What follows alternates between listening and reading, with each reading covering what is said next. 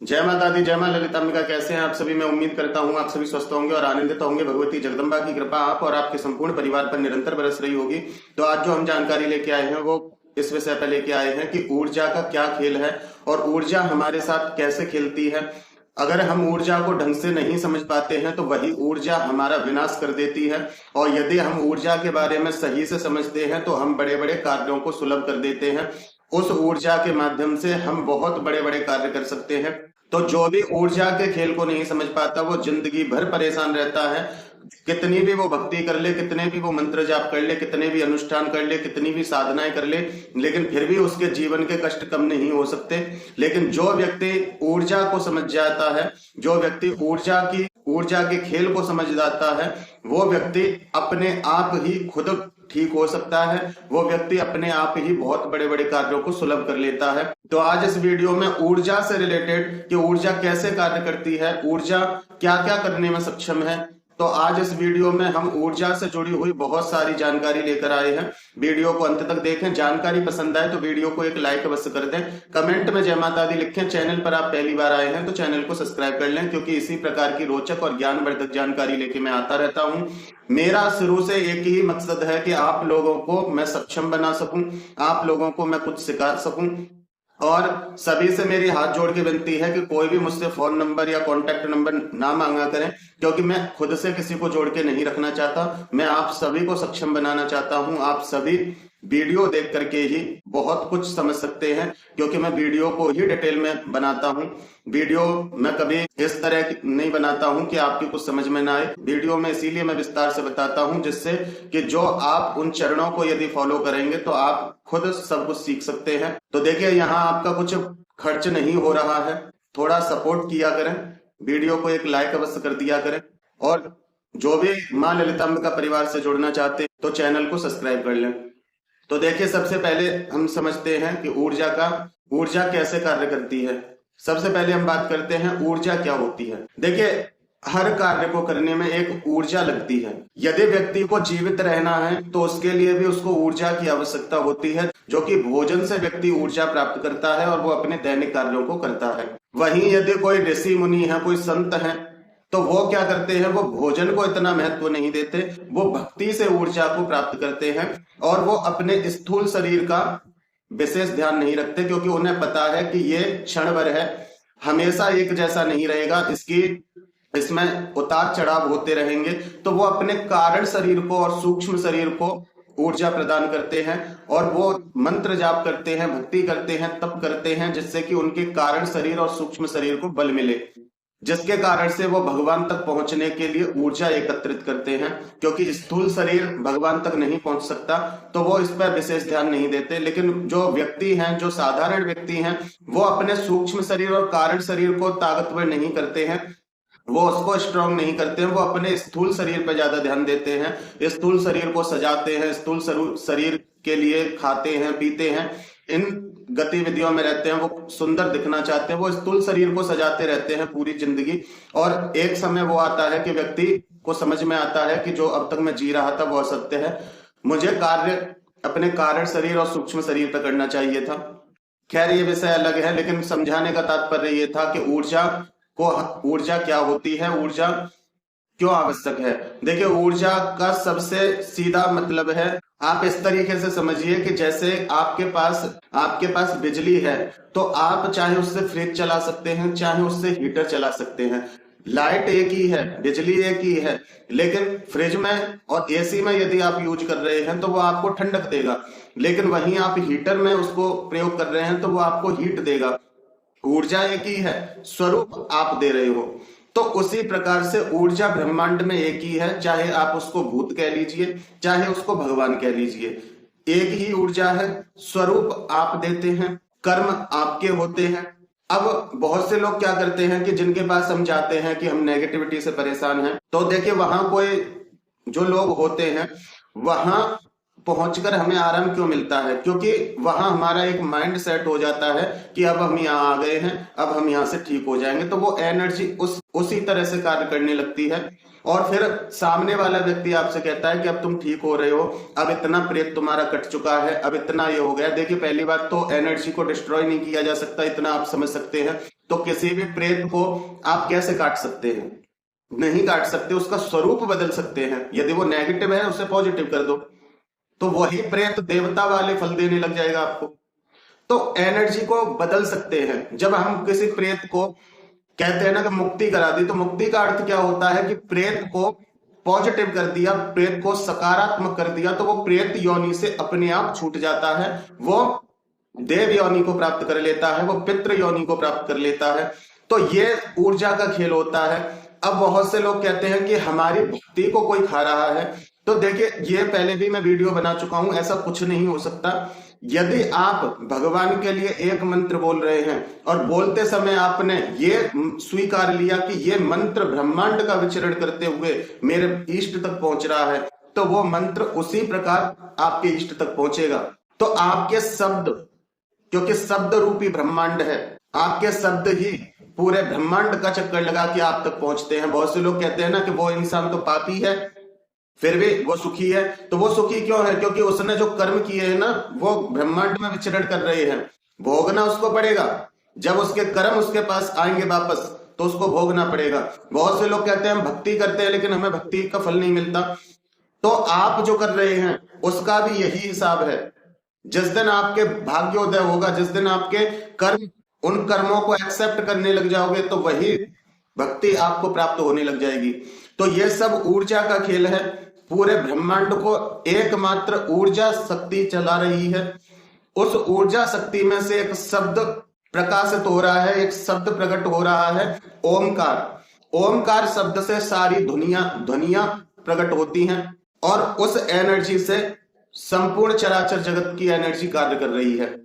आप उसको जो स्वरूप दे रहे हैं, जो आकार दे रहे हैं, वो आपके ऊपर है। बहुत से लोग अपनी ही एनर्जी में फंस जाते हैं, कहते हैं कि हम बहुत भक्ति कर रहे हैं, हम बहुत पूजा पाठ कर रहे हैं, लेकिन फिर भी हम दुखी हैं। क्यों दुखी हैं? क्योंकि उन्होंने अपनी एनर्जी को नेगेटिव रोल दे दिया। अब वो एनर्जी आपकी है, लेकिन वो विनाश भी आपका ही करेगी। और यदि आप कुछ नहीं कर रहे हैं, केवल आप एक मंत्र जाप कर रहे हैं, एक चालीसा पढ़ रहे हैं, लेकिन आप उसको सात्विक रूप दे रहे हैं, आप उसको सकारात्मक स्वरूप प्रदान कर रहे हैं, तो वही चालीसा आपको करोड़ों यज्ञ करने तक का फल प्राप्त करा सकता है। तो ये सब एनर्जी का खेल है। बहुत से लोग पूछते हैं भैया कोई ऐसा हमें पाठ बताओ जिससे कि उसका कोई काट ना कर सके, उसकी शक्ति अपरंपार हो, उसका कोई भेदन ना कर सके, इस प्रकार के प्रश्न आते हैं। तो देखिए, यदि आप मुख से कहते हो राम, और उस राम को बोलते समय आपने ये एक्सेप्ट कर लिया कि मैंने ये शब्द बोला है, ये मेरा व्यर्थ नहीं जाएगा, तो वही राम शब्द आपको राम के दर्शन करा देगा। तो एनर्जी का ये खेल होता है। और उस शब्द को यदि आपने बोला राम, और राम बोलते समय आपने ये कहा पता नहीं भगवान तक पहुंचेगा कि नहीं पहुंचेगा, कहीं कोई प्रेत तो नहीं खा जाएगा, तो वहां वो एनर्जी नेगेटिव हो जाती है। और फिर वही जो राम आपको दिखने थे वो ही प्रेत बन के दिखते हैं। क्योंकि भगवान ने गीता में स्वयं कहा है कि मेरे अलावा कोई नहीं है, जो हूं वो मैं हूं। कोई भी प्रेत है, देखिए जब उसका शरीर नहीं है तो वो आपको कैसे दिखाई देगा? वो आपकी एनर्जी होती है, वो आपकी माइंड की शक्ति होती है जो उसको आकार देती है। अब एक बात बताओ, जिसको आपने कभी देखा नहीं वो आपको कैसे दिख जाएगा? वो भी इन आंखों से नहीं दिख सकता। अब आप उसको एक आकार खुद देते हैं कि प्रेत है। जब आपने एक प्रेत शब्द सोचा दिमाग में, तो उसकी छवि अपने आप आपके दिमाग में बन जाती है। आपने सोचा चुड़ैल, तो उसकी एक छवि बन जाती है, जो भी आपने सुना होगा वैसी छवि बन जाएगी। अब प्रेत सोचा है तो चुड़ैल क्यों नहीं दिखती? और चुड़ैल सोची है तो आपको डायन क्यों नहीं दिखती? जो सोचा है उसी की आकृति क्यों बनती है? क्योंकि ये सब ऊर्जा का खेल है। आपकी ऊर्जा यही कार्य करती है। यदि आप भक्त हैं तो वो आपकी भक्ति को उच्च श्रेणी पर लेके जाती है। यदि जो व्यक्ति भगवान की भक्ति में ही रहते हैं, उनको ये चीजें क्यों परेशान नहीं करती? अब यहाँ लोग कहेंगे कि भक्ति करते हैं इसलिए परेशान नहीं करती। नहीं, उनकी सोच सात्विक रहती है। उनको इतना भरोसा रहता है कि मेरा कोई कुछ नहीं बिगाड़ सकता, मैं जो भी कर रहा हूं मेरे इष्ट उसे स्वीकार कर रहे हैं। ये विश्वास की कमी प्रेत को स्थान देती है। विश्वास की कमी प्रेत को स्थान देती है। और यदि आप का पूर्ण विश्वास है तो आपके सामने साक्षात प्रेत खड़ा हो जाएगा, फिर भी उसमें आपको देव दर्शन होगा। तो ये सब एनर्जी का खेल है। मुझे कभी कभी बहुत दुख होता है मैं इस प्रकार के रहस्यों को आपके सामने उजागर करता हूं जिससे कि आप समझ सकें और अपने जीवन में आगे बढ़ सकें। लेकिन फिर भी कमेंट बॉक्स में ऐसे प्रश्न आते हैं जिनको देख के मुझे इतना समझ में आ जाता है भगवती की कृपा से कि इन लोगों के दिमाग में एक प्रेत सेट हुआ है, और जब तक वो प्रेत नहीं निकलेगा, दिमाग से नहीं निकलेगा, तब तक इनके शरीर से नहीं निकलेगा। सबसे पहले अपने दिमाग को मजबूत करना पड़ता है। आपको जिसकी भक्ति कर रहे हैं उस पर भरोसा करना पड़ता है। एक छोटा सा, मान लो मैं भगवान की भक्ति कर रहा हूं और किसी ने मुझसे कहा कि तुम भक्ति तो कर रहे हो लेकिन तुम्हारी भक्ति स्वीकार नहीं हो रही, तो वहां मेरा यदि विश्वास अपने इष्ट पे कम है तो उसी दिन से सब मुझे प्रेत के लक्षण दिखने लगेंगे। यदि मेरा विश्वास कम है, मेरे मन में हजारों सवाल पैदा होंगे कि तो मेरी भक्ति अब तक कर रहा था वो कहां जा रही है, कहीं मेरी भक्ति को कोई और तो नहीं ग्रहण कर रहा है जो भगवान तक नहीं पहुंच रही है। फिर मैं अपने पास्ट को देखूंगा कि उस दिन मुझे ऐसा सपना आया था, उस दिन मुझे ये हुआ था। धीरे धीरे करके मैं अपनी उस सात्विक उस सकारात्मक एनर्जी को नकारात्मक स्वरूप खुद दे दूंगा, और कब मैं खुद अपनी एनर्जी के कारण अपने ही बनाए प्रेत के जाल में फंस जाऊंगा मुझे खुद नहीं पता चलेगा। ये होता है। और वही यदि मेरा अपने इष्ट पे पूर्ण भरोसा है और मुझसे किसी ने कहा कि तुम्हारी भक्ति स्वीकार नहीं हो रही है, और उसी समय मैंने मन में धारण कर लिया कि नहीं, भगवान के लिए एक दीपक भी जलाओ वो भी व्यर्थ नहीं जाता, उसका भी फल हमें जीवन में देखने मिलता है, वो भी हमें प्राप्त होता है। मेरे इष्ट से बड़ा दुनिया में ऐसी कोई शक्ति नहीं जो मेरी भक्ति को खा सके, जो मेरी भक्ति को चुरा सके। मेरे और मेरे इष्ट के बीच में तीसरा कोई नहीं है। तो जो भी मैं अपने इष्ट को दूंगा वो मेरे इष्ट को ही मिलेगा, और जो मेरे इष्ट मेरे लिए करेंगे वो मुझे ही मिलेगा, कोई नहीं ले सकता। तो वहां मेरी वो सकारात्मक सोच उस सकारात्मक एनर्जी को और प्रबल कर देती है, और फिर वो एनर्जी को एक मार्ग मिलता है, और वही एनर्जी मुझे अच्छे अच्छे अनुभव कराती है, मुझे एहसास कराती है कि हाँ जो मैं सोच रहा हूं वो सही है, मेरे इष्ट मेरे साथ हैं, उनकी कृपा मेरे ऊपर है। फिर मैं अपना पास्ट देखूंगा तो पास्ट में भी समझ में आएगा जब मैं वहां फंसा था तो मेरे इष्ट ने मुझे वहां से ऐसे निकाला था। तो सोच आपकी है। अब यहाँ बहुत से लोग ये कहते हैं भैया तुम रॉन्ग इन्फॉर्मेशन दे रहे हो, ऐसा नहीं होता, जिसपे बीतती है उसको पता होता है। तो सभी से हाथ जोड़ के विनती है, ऐसे लोग कृपया मेरी वीडियो ना देखा करें, क्योंकि मुझसे झूठ नहीं बोला जाता। वास्तविक खेल यही है, भगवान की सत्ता के आगे किसी की सत्ता नहीं चलती। सब कुछ है लेकिन वो आपकी सोच पे है। एनर्जी का खेल है, एनर्जी के अलावा कुछ नहीं है। पूरे ब्रह्मांड को एक एनर्जी चला रही है, चाहे आप उसे प्रेत मान के चलिए, चाहे आप उसे देव मान के चलिए, चाहे आप उसे परमपिता मान के चलिए, चाहे आप उसे कोई भी स्वरूप दे के चलिए, वही है। यदि तुम हनुमान चालीसा पढ़ रहे हो फिर भी कह रहे हो कि हमें प्रेत परेशान कर रहा है, ऐसा नहीं हो सकता, कैसे भी नहीं हो सकता। जब मेघनाथ ने लक्ष्मण जी पे बाण चलाया, पिशाच बाण, तो उसने कहा कि लक्ष्मण तुमने मेरे सभी अस्त्रों को काट दिया लेकिन मेरे पिशाच बाण का सामना कैसे करोगे, मेरे पिशाच बाण का सामना कैसे करोगे, क्योंकि इनको तो तुम अस्त्रों से शस्त्रों से मार भी नहीं सकते, क्योंकि ये एक शक्ति है और शक्ति को काटा और मारा नहीं जा सकता। तब लक्ष्मण जी ने कहा कि अच्छा, इसके लिए तो हनुमान का नाम ही काफी है, इसके लिए तो मुझे अस्त्र ही नहीं उठाना। तब उन्होंने एक बार बोला हनुमान, और हनुमान का नाम सुनते ही वो पिशाच बाण से जितने भी पिशाच निकल रहे थे वो सभी, उन सभी पिशाचों की मुक्ति हो गई और वो वहां से अदृश्य हो गए। तो सोचिए, जब उनके नाम में इतनी शक्ति है और आप कह रहे हो कि हम हनुमान चालीसा पढ़ रहे हैं, हमें कोई फायदा नहीं हो रहा। क्यों नहीं हो रहा मैं बताऊं। आपने हनुमान चालीसा पढ़ा, हनुमान चालीसा पढ़ने के बाद फिर आपके मन में क्या आएगा, कहीं इसकी कोई काटना ढूंढ ले, कहीं इसको कोई चुरा ना ले, कहीं इन चालीसाओं से मेरे ऊपर मुझे फायदा होगा या नहीं होगा, कहीं ऐसा तो नहीं कि प्रेत इन चालीसाओं का फल भी खा ले। अब उसी रात में जो आपकी एनर्जी प्रकट हुई थी चालीसाओं से, उसी रात को उसी पाठ की एनर्जी आपके सामने प्रेत बन के खड़ी होगी और वो कहेगी मैंने ग्रहण कर लिए। तुम कितना भी कर लो कुछ नहीं होगा और तुम फिर वहां डगमगा जाओगे। लेकिन यदि तुमने एक बार हनुमान नाम भी लिया है तो तुम अपने दिमाग में ये बैठा लोगे, जिस समय मैंने हनुमान बोला उसी समय मेरे आसपास कई किलोमीटर तक, जहां तक मेरी आवाज पहुंची है, जितनी दूर तक मेरी आवाज पहुंची है, उतनी दूर के सभी प्रेतों की मुक्ति हो गई। वो सभी प्रेत मेरे आसपास से चले गए। फिर देखिए कमाल, क्यों नहीं फर्क पड़ता पाठों का, स्तोत्रों का, मंत्र जाप का, क्योंकि आपकी सोच इस प्रकार की बना दी गई है कि स्वयं साक्षात भगवान स्वरूप धारण करके आपके सामने प्रकट हो जाएंगे, फिर भी आप परेशान ही रहोगे, फिर भी आप दुखी ही रहोगे, क्योंकि आपको आपके माइंड में जो चीज डाली गई है वो आपको बर्बाद करने के लिए काफी है।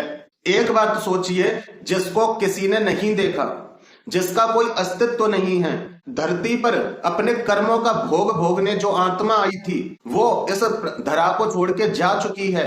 वो किसी का पितृ बनकर पितृ लोक में बैठे हैं, किसी के प्रेत योनि में भी है तो प्रेत योनि में भी वो अपनी सजा भोग रहे हैं।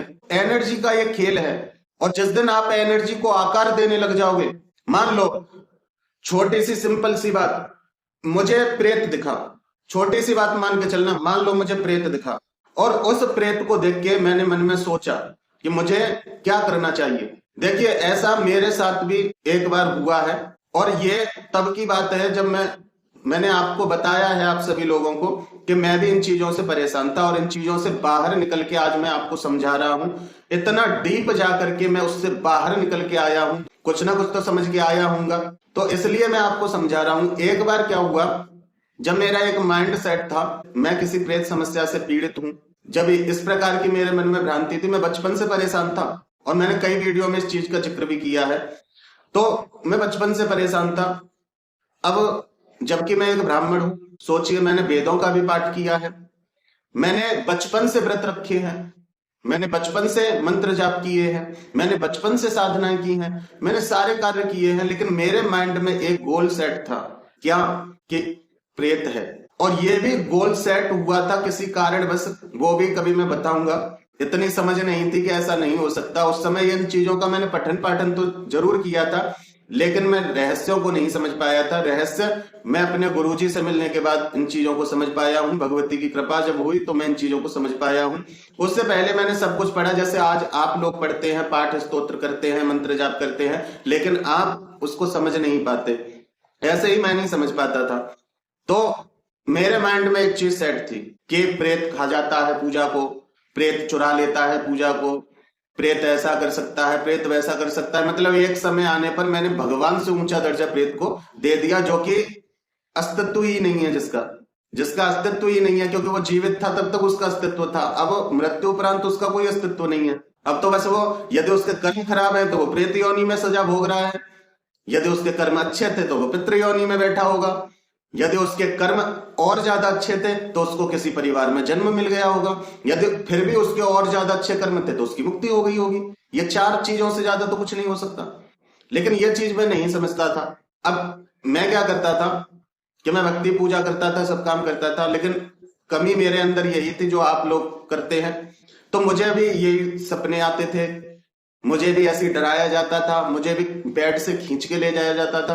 कोई नहीं करता था, मेरी ही ऊर्जा मुझे परेशान कर रही थी, क्योंकि पूजा पाठ तो मैं कर रहा था तो उससे एनर्जी तो प्रकट हो रही थी, और जितनी पूजा पाठ करोगे उतनी पावरफुल एनर्जी होगी। पर बस फर्क इतना है कि आप उसको नकारात्मक रूप मत देना, नहीं तो अपने ही बनाए प्रेत के जाल में फंस जाओगे। अब मैं उसको प्रेत का रूप दे दिया, जो भी एनर्जी थी वो प्रेत के रूप में कार्य कर रही थी, तो मेरे साथ सब नकारात्मक परिणाम हो रहे थे जितनी भी मैं पूजा कर रहा था। तो एक दिन की बात है कि मुझे इस प्रकार के जब मेरे मन की भ्रांतियां थी तो मुझे एक स्वप्न आया। उस स्वप्न में एक व्यक्ति है जो कि बहुत हंस रहा है, काला सा, और वो कहता है कि इसी प्रकार से पूजा पाठ करते रहो, मेरी ताकत और ज्यादा बढ़ जाएगी, फिर मैं देखूंगा तुम्हें। तो ये भी क्या था, ये कहीं ना कहीं मेरे माइंड में छुपी हुई बात थी जो मुझे स्वप्न में दिखी। लेकिन भगवती की ऐसी कृपा हुई कि जब मेरी आंख खोली, मैंने सपने को एक एक वर्ड उसका जोड़ के देखा, तो उसी समय मैं माँ के आगे बैठ के मैंने एक ही बात कही, मैंने माँ वो ताकतवर हो रहा है, होने दो, मैं और भक्ति करूंगा, मैं और भक्ति करूंगा, मैं भी तो देखता हूं कि वो कब तक क्या करता है, जब तक तुम मेरे साथ हो मेरा कोई कुछ नहीं बिगाड़ सकता।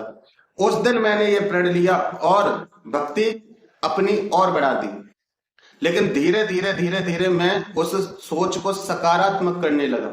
मैं कैसे सकारात्मक कर रहा था, मैंने यदि वो ऐसे कह रहा था तो वो मुझे छू तो पाया नहीं, वो मुझसे कुछ कह तो पाया नहीं, मतलब मैं अपने ही दिमाग से पॉजिटिव होने की कोशिश कर रहा था, जिसके कारण से मेरे पहले तो सपने आना बंद हुए।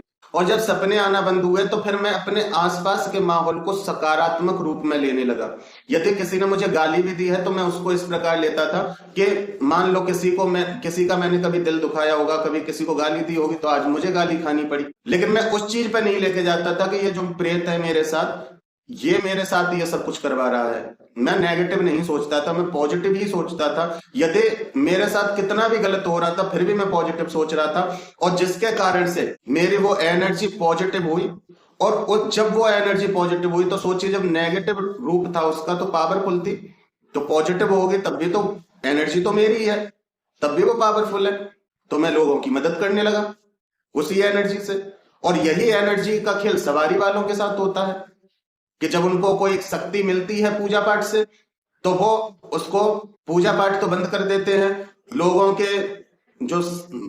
के मन में जो भ्रम होता है उसको दूर करते हैं, लोगों की परेशानियों को दूर करते हैं। तो वहां से थोड़ी बहुत नेगेटिविटी उनके पास आती है, जिसके कारण से उनकी भी सोच थोड़ी बहुत नेगेटिव होने लगती है। यदि उनके गुरु नहीं होते हैं समझाने वाले तो उनकी भी थोड़ी बहुत सोच नेगेटिव होती है, जिसके कारण वो जो उनके साथ एनर्जी पॉजिटिव देवी देवता के रूप में कार्य कर रही थी वही धीरे धीरे वही एनर्जी नेगेटिव हो जाती है, जिसके कारण फिर वो लोग कहते हैं हम पे पहले सवारी आती थी लेकिन आज सवारी नहीं आती है, आज हम पे प्रेत की हाजिरी आ रही है, आज हम प्रेत से पीड़ित हैं।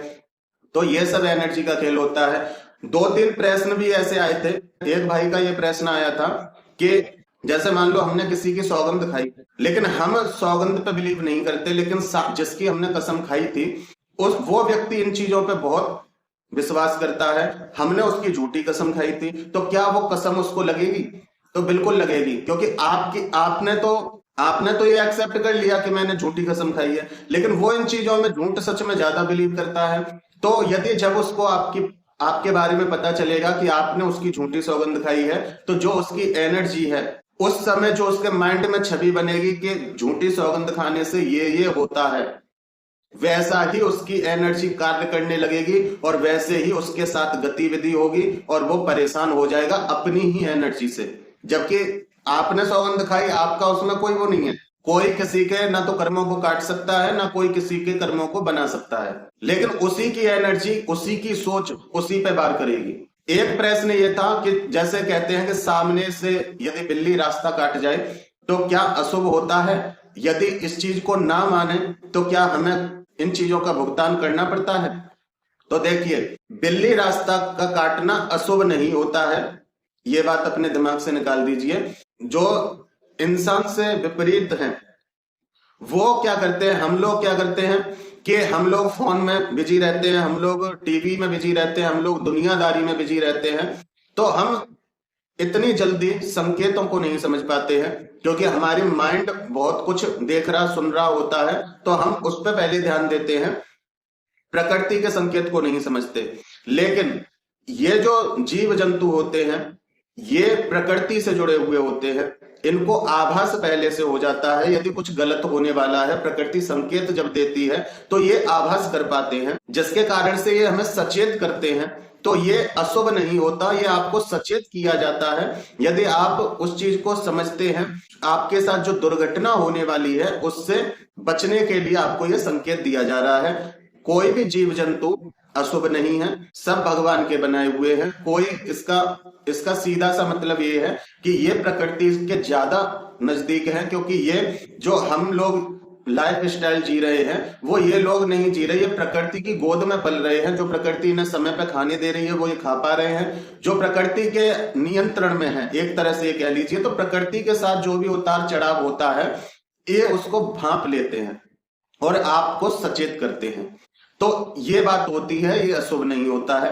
अब जैसे गांव के लोग होते हैं वो प्रकृति से जुड़े हुए होते हैं, वो खुली हवा में सांस लेते हैं, वो खेती करते हैं, प्रकृति के वो बहुत नजदीक होते हैं। यदि मौसम भी बदलने वाला होता है तो उनको आभास हो जाता है, क्योंकि वो प्रकृति से जुड़े हुए हैं। लेकिन जो शहर में रहने वाले लोग हैं वो लोग प्रदूषण में जी रहे हैं, वो प्रकृति से बहुत दूर जी रहे हैं, उनको अपने बारे में खुद नहीं पता, तो वो प्रकृति का आभास कैसे करेंगे, जिस कारण से उनको आने वाली जो परेशानियां हैं उनके संकेत नहीं मिलते और उनके साथ जो भी घटना घटने वाली होती है वो घट जाती है। लेकिन जो ग्रामीण क्षेत्रों के लोग होते हैं, जो जीव जंतु होते हैं, ये प्रकृति से ज्यादा कनेक्ट होते हैं, जिसके कारण प्रकृति में जो भी चेंजेस आ रहे हैं उनको ये बहुत जल्दी भांप लेते हैं और ये पहले से ही सचेत हो जाते हैं। तो ये बात होती है, तो ये अशुभ नहीं होता।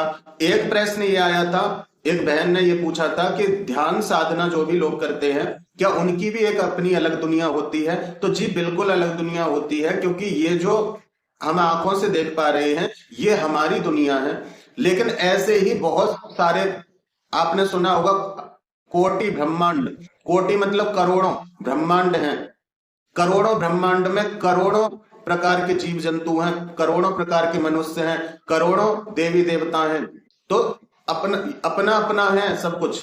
तो आप अपने ब्रह्मांड से ऊपर उठ के ध्यान मार्ग से किसी भी लोक में जाते हैं, किसी भी ब्रह्मांड में भ्रमण करने जाते हैं, वहां की चीजों को आप देखते हैं, वहां की वातावरण को आप महसूस करते हैं, तो सब कुछ होता है।